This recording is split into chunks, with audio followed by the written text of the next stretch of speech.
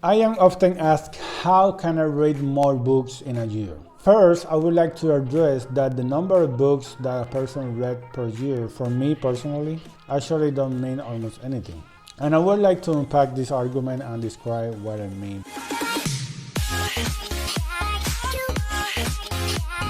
First, I don't consider myself a fast reader, and I have reason for taking this position. My priority is not reading for the sake of reading. Of course, reading is a valuable activity, but the most important thing about reading is to be able to acknowledge your ignorance. And what that means is that you need to be able to hunt your assumptions.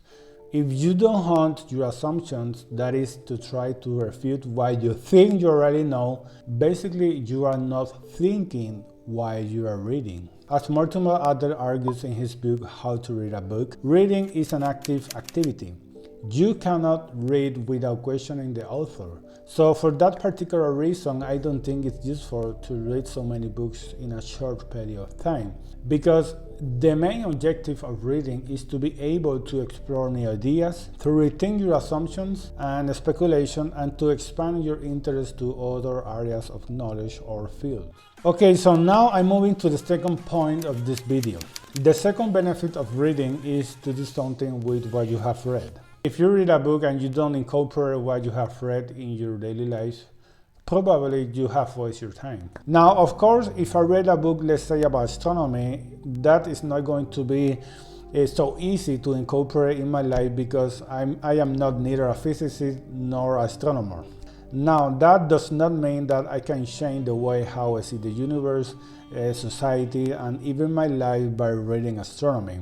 So what that means is that I can use astronomy to merge that knowledge with other ideas, like let's say philosophy. Now with practical books it's easier, but for the most part, people tend to forget to incorporate what they have read in their life. They just read a book and then forget about what they have read.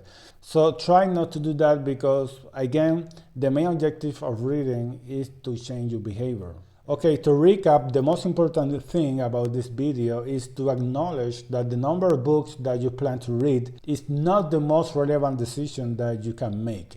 Instead, try to focus on what books you want to read, why you would like to read them, and then how you try to incorporate what you have read in your life.